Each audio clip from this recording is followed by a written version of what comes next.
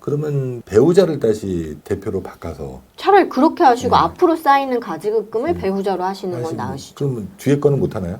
그렇죠.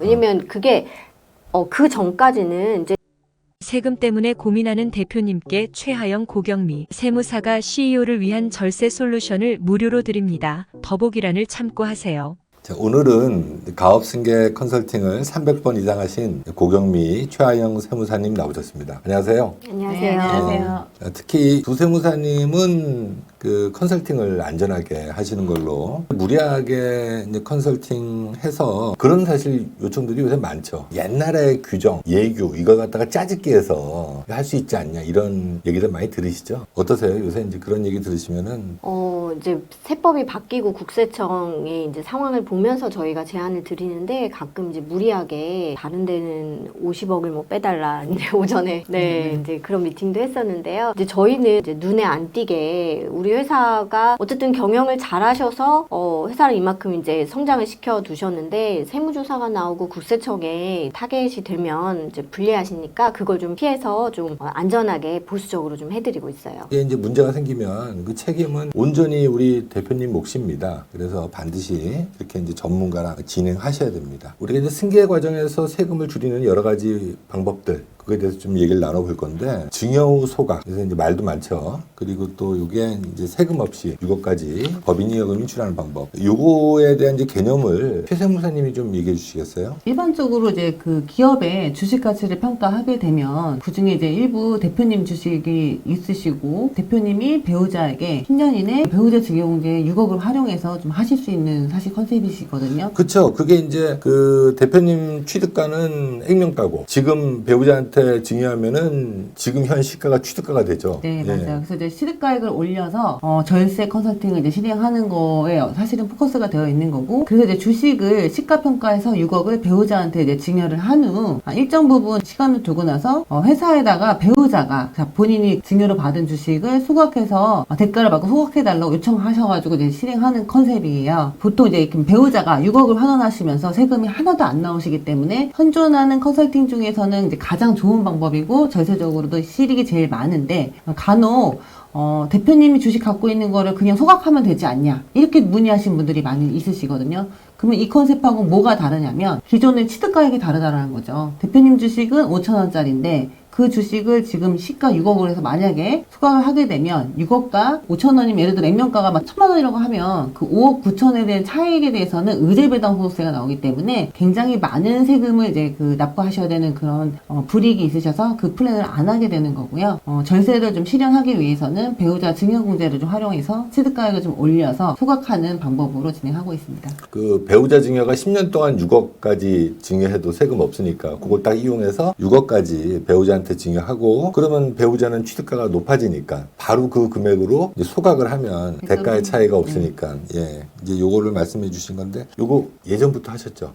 되게 오래됐어요. 사실은 2018년도부터 실행을 해서 2021년부터 굉장히 이제 많은 조사들이 좀 나왔고 그거에 대한 대응을 작년, 재작년 굉장히 많이 해드렸어요. 최 세무사님 한 몇 건이나 하신 것 같으세요? 저희가 사실 이제 그 건수를 다 세보진 않았지만 한 400건 이상은 될 것 같아요. 저희가 아마 최초에 영상 찍었을 때는 300건 좀 넘었을 것 같은데 그동안 또 네네. 시간도 지나고 네. 예. 근데 제가 사실 이걸 왜 말씀드리냐면 이게 사실은 했는데 과세를 했었잖아요. 네. 근데 최근 이제 9월인가요?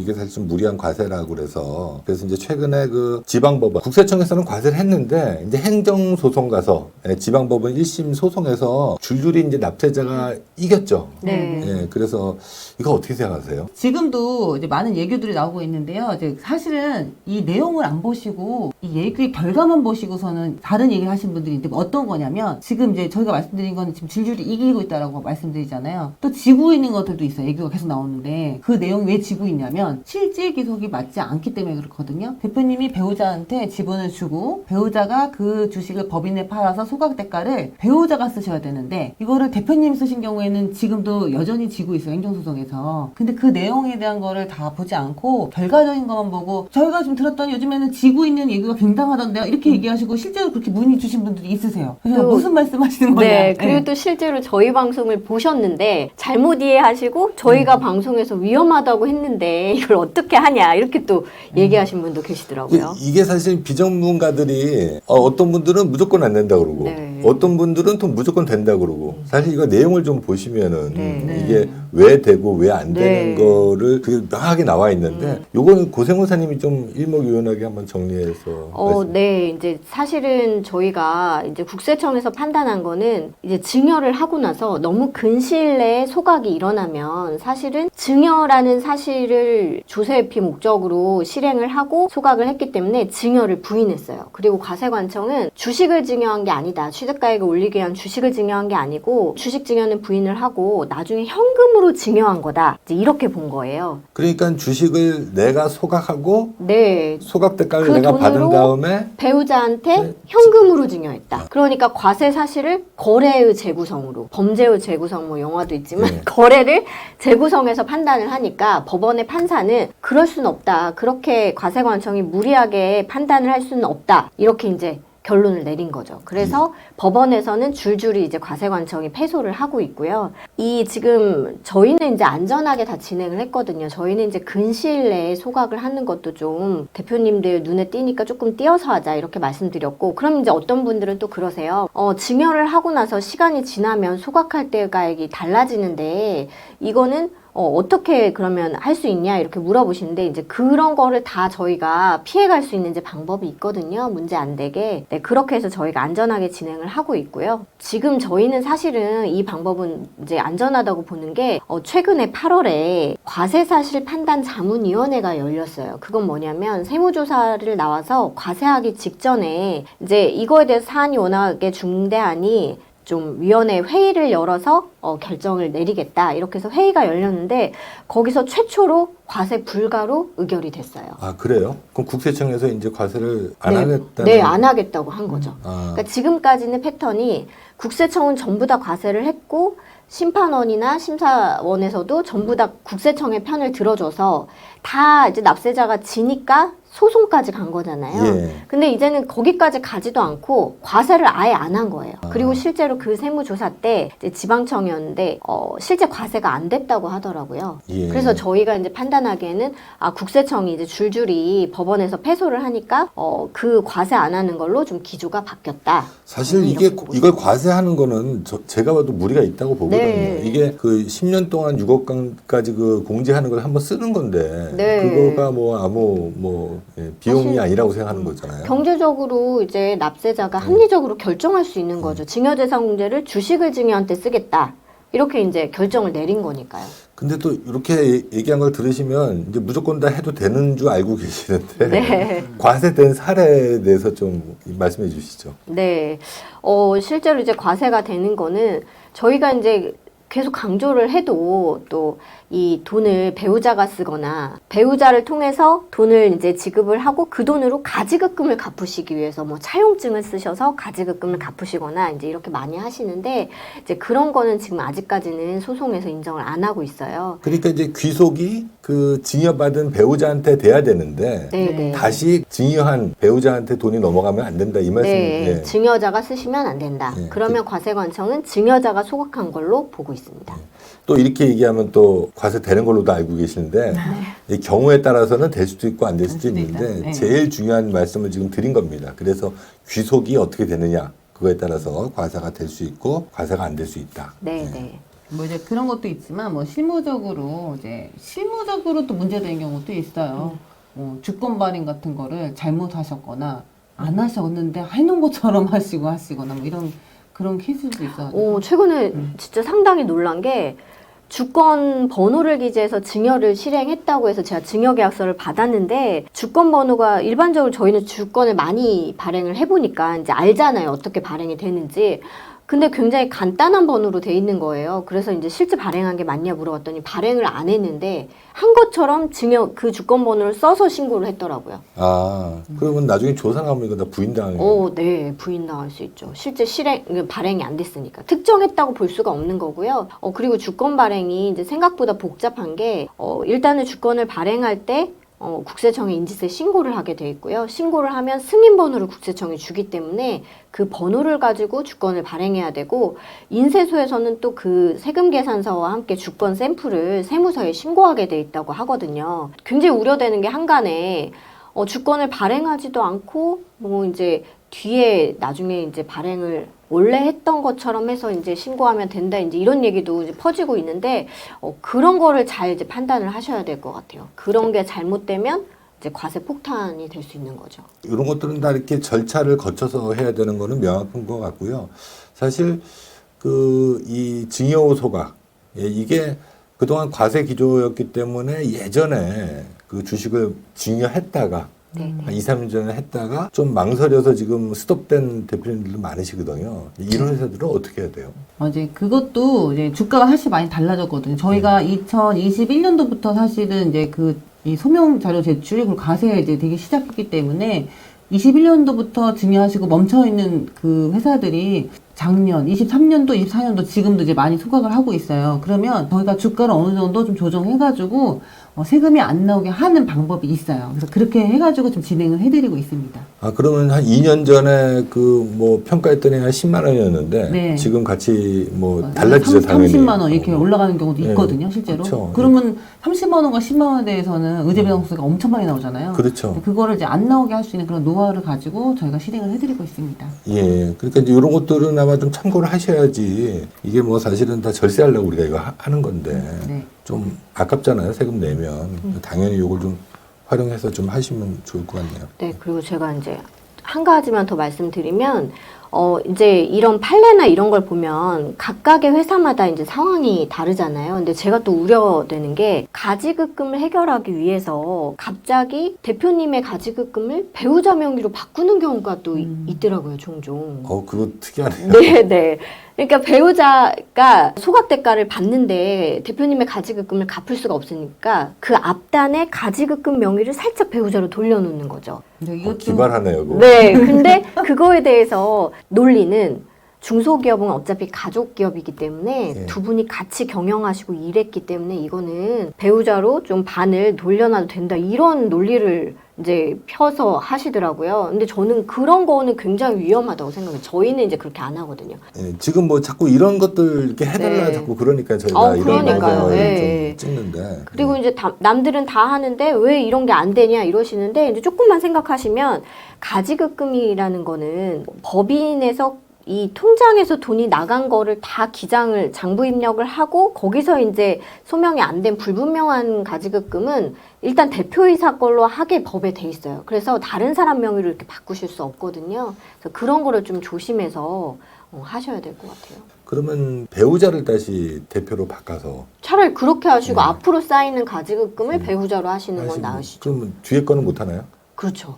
왜냐면 그게 그 전까지는 이제 생각보다 많이 모르시는데 가지급금을 누구 명의의 가지급금인지를 다 신고하게 돼 있어요. 아, 그래요. 네. 그러면 원래는 예를 들어 원래는 그 대표님의 가지금 대표님이 갚아야 될 채무잖아요. 그렇죠. 채무가 이전된 거잖아요. 이전되는 거죠. 이건 네. 일정 부분 증여하고 똑같은 거예요. 아. 증여를 준 건데 차라리 증여 신고를 줬는데 하시던지. 우리가 또 증여 신고를 또 하면은 이중으로 되는 거예요. 이게 그래서 문제가 있죠. 잘못하면. 맞아요. 그러니까 이제 대표를 배우자로 한 다음에 앞에 걸 정리하는 거는 괜찮지만 예전에 있는 것들은 정리하는 건 안 되겠네요.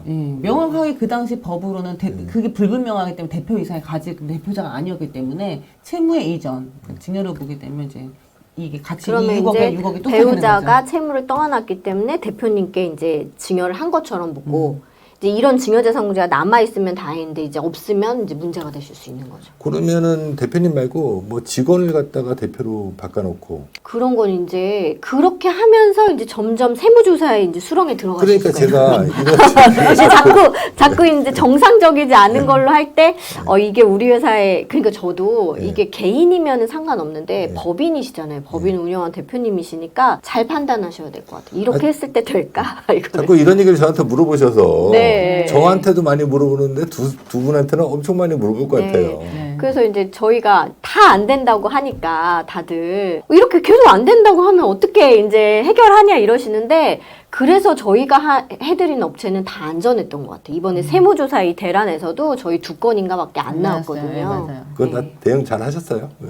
대응 잘 했죠. 그래서 사실은 대표님이 굉장히 이제 고마워하셨어요. 왜냐면 저희가 이제 그 2건이 나왔는데 2건 나온 것도 사실은 앞에 18년도는 저희가 해드렸고요. 20년도에는 기장세무사님이 또 따로 해드렸어요. 같은 회사인데요? 네, 그래서 금액이 굉장히 커진 거예요. 그래서 나왔는데 기장세무사님 쪽이 대응이 잘 안 되셔가지고 대표님이 좀 많이 화가 나신 상황에서 어쨌든 저희는 이게 주로 저희가 하는 업무잖아요.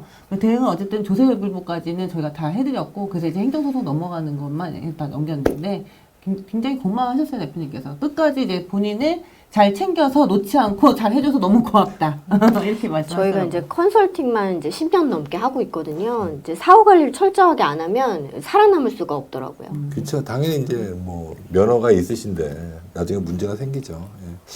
최근에 그 얘기 들어보니까는 이제 주권을 다시 발행하는 회사가 있다고 얘기를 들었는데 네. 그건 어떤 경우였나요? 그게? 주권을 이제 이렇게 분실하시는 케이스가 좀 있으시고요. 이제 오랫동안 보관하시게 되면서 분실하는 케이스 있고, 그리고 이제 이거는 이제 우리가 했는데 이제 분실한 케이스는 또 어쨌든 간에 저희가 기존에 선명할 걸 대비하기 때문에 결국 다 다시 이제 발행해서 해드려야 되는 거고, 실제로 이제 어떤 분이 이제 우리 회사에서 이제 계약을 저희가 했는데 기존에 하셨던 데서 분실해서 넘어오는 케이스도 있어요. 그럼 이제 저희가 사실은 이제 이런 케이스는 저희가 처음부터 첫 발행이 아니잖아요. 그래서 그 인쇄소하고 연락해가지고 연락을 드리면 저희가 한 게 아니니까 다른 쪽에서 먼저 발행하신 거를 저희가 다 어쨌든 간에 확인서 받아가지고 다시 재작업해서 진행해 드리는 경우도 있는 거죠. 이 주권 발행해놓고 좀 보관을 좀 잘 해야 될 것 같은데. 저희가 네, 이제 네. 신신당부 드리는데 이제 네. 몇 년 지나면 또 사업하시면서 바쁘시니까 또 이제 잃어버리시고 어디다 놨는지 모르시고 이제 이런 경우가 종종 있더라고요. 그리고 되게 또 그게 있어요. 저희가 그 이제 수각하게 되면 수각한 주권에 폐기 처분의 도장을 찍어드리거든요. 폐기하러 버리실 분들이 있어요. 가끔 그거 버리면 안 된다. 저희가 소명하려고 찍어놓은 거를 폐기 처분했다고 버리신 거예요.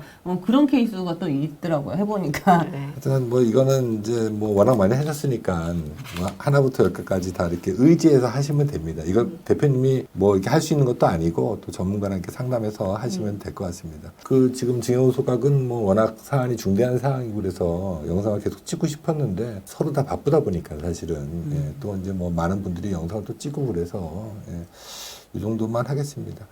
이제 두 번째는 이제 상속감자. 상속감자의 개념에 대해서 고세무사님이 좀 말씀해 주시죠. 네, 상속감자는 상속을 받은 주식을 법인에 매각을 해서 매각한 그 감자 대가를 받아서 세금을 내자. 이게 이제 골자고요. 조금 더 이 표를 보고 자세히 말씀을 드리면 이 상속인들이 원래 보유하고 있는 주식이 10,000원짜리가 있었다. 그리고 이번에 상속이 개시돼서 10만 원짜리를 받았다. 이 주식 수가 반반으로 동일하다고 하면 10,000원짜리와 10만 원짜리 주식을 합해서 원래는 평균법으로 취득가액을 산정하게 돼 있거든요. 예, 그런데 이 주식권을 발행을 하고 상속이 개시되면 이제 상속받은 10만 원짜리만 이 구분을 할 수가 있는 거죠. 이걸 그 주권만 발행하면은 10만 원짜리 딱 구분해서 요것만 팔 수 있는 거예요, 법인에. 그러면 네. 어차피 우리가 상속세를 안 낼 수는 없으니까 이렇게 상속세 낼 재원을 네. 이렇게 상속감자라는 주권 발행을 통해서 하면 훨씬 이게 세금이 적게 들겠네요. 네, 그래서 10만 원짜리 주식 받아서 상속세 내셨고 상속세는 사실은 줄일 수가 없거든요. 돌아가시면. 그러면 상속세는 내고 10만 원짜리 주식을 받은 걸 가지고 법인에 다시 그 주식을 팔고 법인에서 돈을 10만 원 받아서 세금을 낼 수 있는데 아까 이제 말씀드린 것처럼 한도가 없으니까 세금 낼 재원을 전부 다 회사에 있는 돈으로 마련할 수 있는 거죠. 추가적인 세금을 부담을 안 하시고. 이걸 사실 왜 말씀드리냐면 그 최근에 한 몇 건이 이제 이거를 저희가 제안해 드렸는데 약간 미루시다가 예. 네, 맞아요. 못한 네. 사례가 좀 있어서 네. 예. 그 대표님들 네, 주권만 발행을 해두셨으면 사실은 회사에 쌓여있는 돈이 굉장히 많은 회사들이거든요. 그러면 회사에 있는 그 예금을 빼서 상속세를 내셨으면 될 걸 그걸 이제 미루시다가 상속이 개시돼 버린 거예요. 그러면 이제 만약에 취득가액이 지금 이제 10만 원인데 만 원짜리 주식과 10만 원이 섞여 있으면 이제 5만 원으로 주식가액이 떨어지면 5만 원으로 회사에 팔게 되니까 그러면 차액이 5만 원이 나잖아요. 그럼 5만 원으로 배당소득세를 내셔야 되는 거죠. 이게 뭐 5만 원만이면 괜찮은데 이게 그럼요. 몇십억이 네, 되니까. 네. 그리고 이제 실제 조금 이게 저희 진짜로 저희가 시딩하려고 했던 업무 중에 5월 3일인가요? 그때 저희가 이제 하기로 하고 6일날 이제 실행하기로 실제로 했는데 5월 5일날 돌아가셨어요. 그래가지고 저희가 주권 발행을 못했잖아요. 그 뒤에. 근데 여기서 또 이슈가 업체는 세무사님 주권 발행은 뒤에서라도 될 수 있는 거 아닌가요? 이렇게 얘기를 하시는 거예요. 근데 어떤 다른 세무사님 블로 뭐 이런 저희랑 똑같은 뭐 유튜브를 하시는데 그분은 그게 된다고 하셨다라는 거죠. 그런 거는 저희는 리스크가 크기 때문에 안 해요. 왜냐면 주권 발행은 저희가 인지세 신고하고 이럴 때요. 그 승인 날짜나 이런 게 다 찍혀 나오기 때문에 상속 개시일 뒤에 있는 게 명확하게 명시되어 있거든요. 그거를 끝까지 해달라고 해서 저희가 이제 그런 것들은 저희가 못한다. 안타깝지만 미리 해놓으셨어야 되는 건데. 그리고 이제 만약에 이제 그 세무사님이 인지세 신고만 좀 안 한 걸로 하고 발행을 해두자 이렇게 생각하시는 거면 사실은 그 인쇄소에서 인쇄를 하고 나서 세무서에 보내는 걸로 알고 있거든요. 주권 그 발행을 언제 했는지를 다 조사하면 나오는 거고요. 세금이 적으면 사실은 그런 도박 하시라고 할 텐데 세금이 많으신데 괜히 그거 했다가 나중에 가산세 포함해서 굉장히 이제 더 훨씬 세금을 많이 내실 수도 있으세요. 그래서 잘 이제 판단하셔야 될 것 같아요. 그 세무사님이 아마 저희보다 구독자 수도 많고 방송도 오래 하셨는데 네. 그 이제 실무 경험은 이렇게 많지 않다 보니까 그래서 저기는 해준다는데 왜 우리는 안 해주냐 뭐 이렇게 얘기하시는데 맞아요. 실제 그렇게 말씀하셨어요. 예. 그래서 저희도 사실은 이게 뭐 뻔히 저희가 많이 해봤기 때문에 이게 안 되는 건데 네. 그래서 이 상속감자는 이 주권 발행 하나만 이제 했을 때의 그 실익이 굉장히 크기 때문에 이제 꼭 해두셨으면 좋겠고요. 그리고 저희가 이번 이제 솔루션 진행하면서 저희는 주권 발행을 다 해드렸고 발행 대장까지 만들어서 정말 이제 철저하게 이 관리하실 수 있게 만들어 드리거든요. 그럼 좀 잘 보관하셔서 나중에 이렇게 좀 활용하셨으면 좋겠어요. 그 최근에 그 가업승계 제도가 좀 확대됐죠. 좀 완화됐다고 좀 볼 수 있는데 네. 이거 어떻게 생각하세요? 이제 사실 뭐 증여세 가세특례는 사전에 어쨌든 간에 주는 거고 가업 상속 공개는 돌아가시고 나서 이제 사후에 하시는 거잖아요. 증여세라는 건 이제 살아계실 때 네. 대표님 의지대로 하시는 거고 가업 상속 공개는 상속공제는 돌아가신 다음에 나서. 이제 예, 자녀들이 그것도 되게 예. 이제 헷갈려하시는 명칭상 비슷해가지고 많이들 헷갈려하시는데요. 이번에 이제 증여세 가세특례가 조금 많이 그 개정이 됐어요. 물론 이제 작년에도 개정이 되는데 올해 또 개정이 돼서 저희도 사실 놀랐어요. 네, 그래서 실제로는 이제 120억까지 이제 10% 구간에서 이제 하는 거고 이제 작년에는 이제 60억까지만 됐었거든요. 이제 그게 좀 확대됐다. 60억에서 120억까지 확대가 됐고 그 두 번째는 이제 연무연납 그 기한이 5년인데 이제 15년으로 좀 늘어났어요. 그러니까 그만큼 이제 그 많이 해라라는 거고 그게 이제 그 증여세 가세특례를 한다 하더라도 업무무관 비중이 있으면 또 이제 사실은 세금 내시기가 어려우니까 이제 그런 것도 연부연납을 나눠서 오랜 기간 동안 나눠서 하실 수 있게끔 이제 바뀌었고요. 그리고 중분류에서 대분류 안에 이렇게 변경하더라도 이제 그게 사후관리 요건이 위배되지 않게끔 그렇게 조금 바뀌었다. 그 세 가지가 바뀌었습니다. 개정이 됐어요. 20년부터는 이제 수중인이 2명 이상이어도 이제 공동으로 가업승계 증여특례가 가능하게 이제 바뀌었고요. 그 전에 이제 가업상속공제는 16년에 또 개정이 돼서 예전에는 가업을 전부 1인이 상속을 받을 때만 가업상속공제를 적용을 해줬는데 일부만 받아도 가능하게 좀 개정이 됐어요. 이게 아마 유류분 청구 때문에 그런 것 같은데 16년에 개정하면서 유류분 청구가 아니어도 인정하게 네, 이렇게 바뀌었어요. 일부만 선택적으로 상속공제 받는 게 가능해졌고요. 예전에는 사실 여기 규정이 딱 있었고 그게 바뀌지가 않아서 그냥 그것만 딱 알고 계셨으면 되는데 지금은 저희도 좀 헷갈립니다. 이게 찾아봐야 돼서. 네, 맞아요. 네, 그래서 그래서 이제 말씀드리고 싶은 거는 이제는 증여특례나 가업상속공제를 좀 적극적으로 검토를 하셔야 될 것 같아요. 생각보다 많이 안 하시잖아요. 지금 얼마까지죠? 세금 없이 할 수 있는 게 증여특례가? 10억까지요. 10억이요? 네. 이제 실무 진행하시다 보면 이건 꼭 대표님들이 아셔야 하는데 하는 생각이 드는 경우가 많으시죠? 네. 저는 이제 가업승계 상담을 좀 하다 보면 사실은 가업상속공제가 워낙에 좋아졌기 때문에 대표님 주식은 가업상속공제로 많이 해결이 되세요. 나중에 이제 세금 없이 해결이 되시는데 배우자의 주식이 있으시면 대표님의 배우자분의 주식이 또 상당히 이제 지분 가치가 높으면 그거는 사실 해결 방법이 거의 없으세요. 왜냐면 한 회사에서 두 분이 같이 일을 하셨어도 가업상속공제는 한 분 것만 되거든요. 그러니까 대표님 거를 증여특례를 하시고 그 다음에 일을 하고 계신 그 배우자분, 대표님의 배우자분 거를 또 신청하면 그건 안 되세요. 증여특례. 그거 잘 모르시더라고요. 네. 그래서 대표님만 가업상속공제나 가업승계 주식증여특례가 되지 배우자 건 안 됩니다. 네, 네. 네. 그러니까 한 분만 되신다고 보시면 돼요. 그러면 이건 어떻게 해야 돼요? 그러니까 한 회사에서 이런 경우 있으세요. 공동으로 경영하신 경우. 그러니까 뭐 이제 동업자하고 5대5로 경영을 하시면 그 두 분의 가문 중에서 한 분만 이제 증여특례를 선택해서 받으실 수 있고요. 또 삼촌이 경영하시면 대표님이 증여특례를 받고 삼촌이 그 본인의 자녀한테 받는다? 이것도 안 되세요. 그러니까 무조건 한 회사에서 한 분만 증여특례를 받으실 수 있다. 이렇게 보셔야 되고요. 그래서 이제 배우자분의 주식을 저 같은 경우에는 이게 공제 범위 내에 있으면 대표님이 일단 증여를 받으시고 10년 동안 보유한 주식에 대해서만 증여특례가 가능하던 것을 또 법이 개정돼서 완화해졌거든요. 10년을 굳이 보유할 필요가 없으세요. 그러면 대표님이 증여를 받으셔서 한꺼번에 증여특례를 하시든지 아니면 이제 증여후 소각 같은 방법을 적극적으로 활용을 하셔서 증여후 소각으로 좀 돈을 빼시든지 세금을 좀 내고 네, 세금을 내셔서.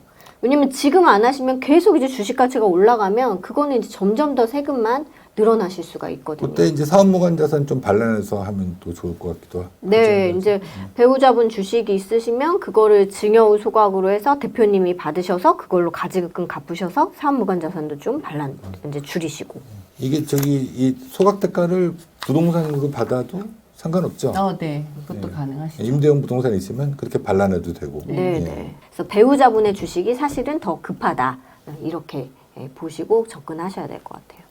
그리고 이제 부동산이 많은 경우에 그 가업승계 증여특례 할 때 좀 주의할 점이 있나요? 네, 이제 기본적으로 이제 사업과 관련된 부동산일 경우에는 크게 문제가 되실 게 없으신데요.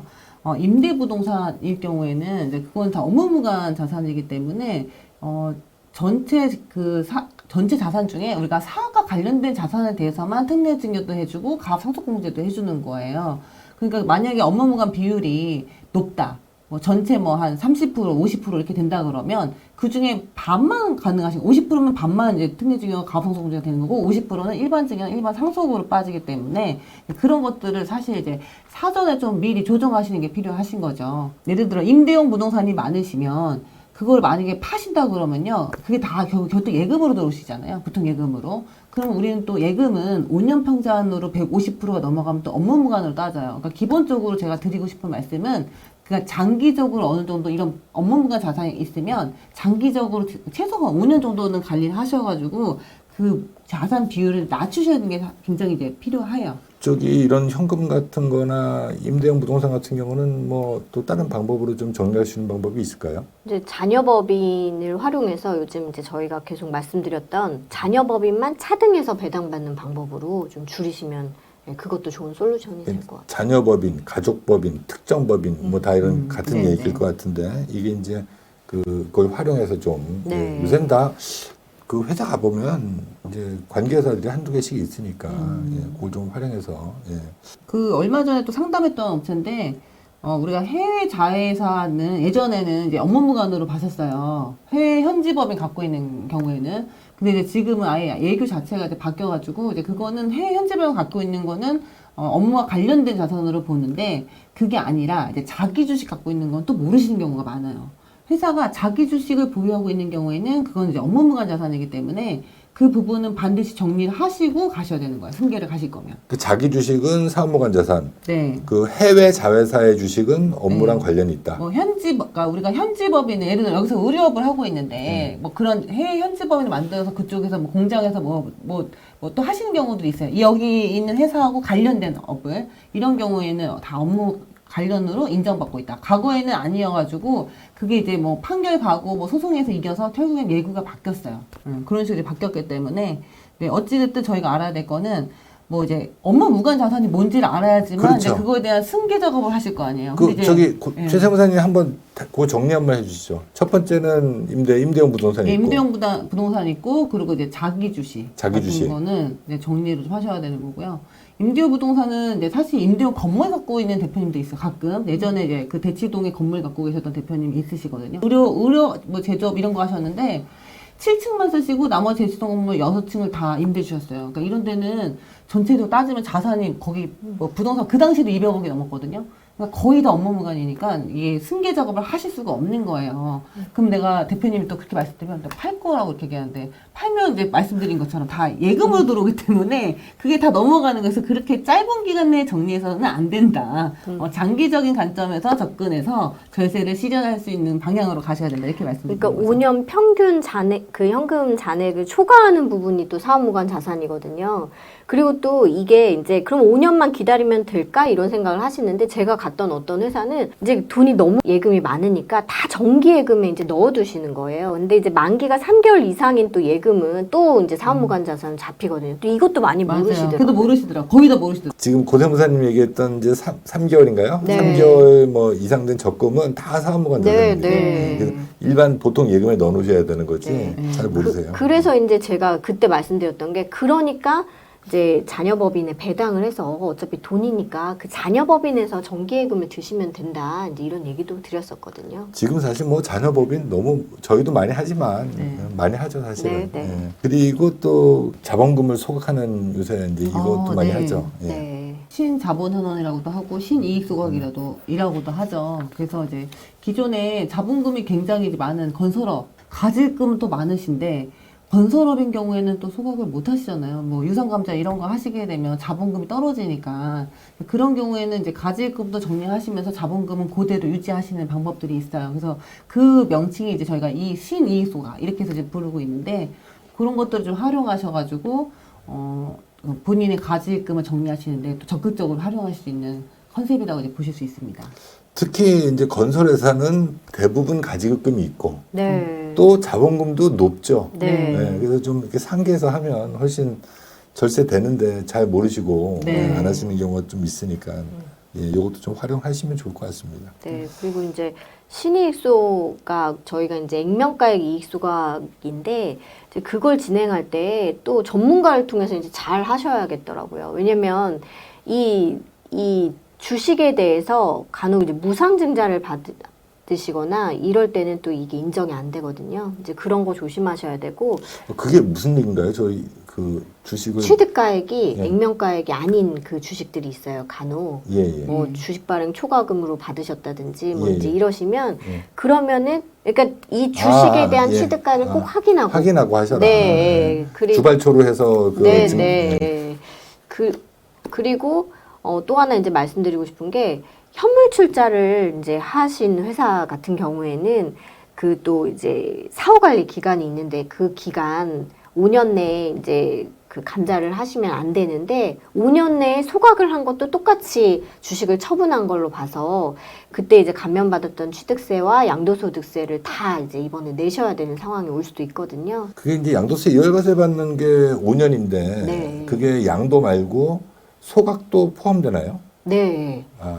이제 그거를 감자하고 잘 똑같다고. 모르시고 이제 이런 분들이 있으시더라고요. 그러면 50% 이상 하면은 그것도 양도세 네, 이월과세가 추징사유에 다. 추징. 네. 취득세도 다 추징 나가고. 네. 예. 그러니까 양도소득세는 뭐 나중에 그 부동산을 매각할 때의 세금을 미리 낸다고 생각하실 수도 있지만 감면을 받은 취득세를 또 내셔야 되기 때문에 그건 안 내도 될 세금을 이제 내게 되는 경우가 있더라고요. 요 얘기는 사실은 이제 부동산 임대 부동산 업 하시는 대표님들 좀 얘기 들으면 좋을 것 같은데 네. 이 양도세 이월과세 규정을 좀 이용해서 네, 네. 현물 출자 하잖아요, 사실. 네. 예.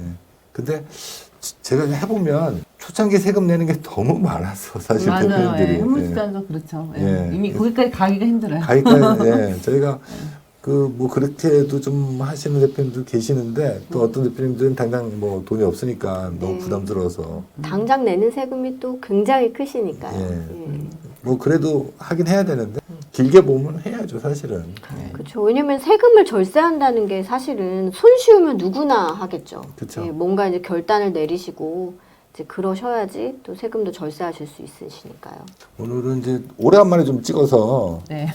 지금 한 2달 만에 찍었죠. 네, 그런 것 같아요. 예, 네. 그래서 좀 손발이 좀 안 맞는 것 같은데. 네.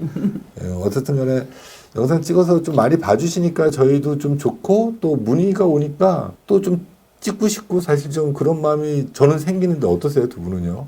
저희도 좋아요. 네. 네. 그리고 이제 사실은 요즘에 유튜브 방송도 많고 또 블로그도 많잖아요. 그래서 이런 실무적인 이런 이제 디테일한 노하우나 이제 어쨌든 이제 주의할 점을 말씀드리는 거는 의미가 있는 것 같아요. 실무를 많이 했기 때문에 하면 되는 게 있고 하면 안 되는 게 있는데 네. 이게 옛날 얘기 가져와 얘기는 사실 바뀌는 거잖아요. 옛날 얘기 가져와서 이거 해달라고 그러면 사실은 그렇게 해서 했다. 그래서 문제 생기면 누가 책임집니까? 네. 다 문제 생기면 대표님이 책임져야 되는 건데. 그리고 이제 대표님들께서 뭐 개정된 내용을 다 아실 필요도 없고 뭐 그렇죠. 무슨 요건, 사후 관리 이런 거 다 외우실 필요도 없잖아요. 그래서 그런 거를 말씀드리기보다는 저희도 이제 고민을 한 게 좀 저희가 실무 진행하면서 좀 실무적으로 대표님께서 이런 거는 좀 주의하셔서 하시면 좋겠다. 이제 이런 거를 좀 말씀드리는데 영상을 좀 준비를 했거든요. 예. 정말 전화 많이 와서 저희도 요새는 좀 더 뭐 기분도 좋고 사실. 예. 그리고 또 지방에서도 많이 오시니까 이거 정말 네. 우리가 영상 찍길 잘했다. 네. 예, 그런 생각 많이 하시잖아요. 네네. 그렇습니다. 최세무사님 찾는 전화가 많아서 참여한 그때 몇 개 찍었는데 네. 그걸로 연락이 오시잖아요. 네. 네. 차명 주식은 뭐 사실은 뭐 고질적인 문제를 예전부터 안고 계신 대표님도 생각보다 많아요. 제가 최근에 명의신탁 검토를 너무 많이 해가지고 사실 되게 복잡하고 헷갈리는 게 되게 많거든요.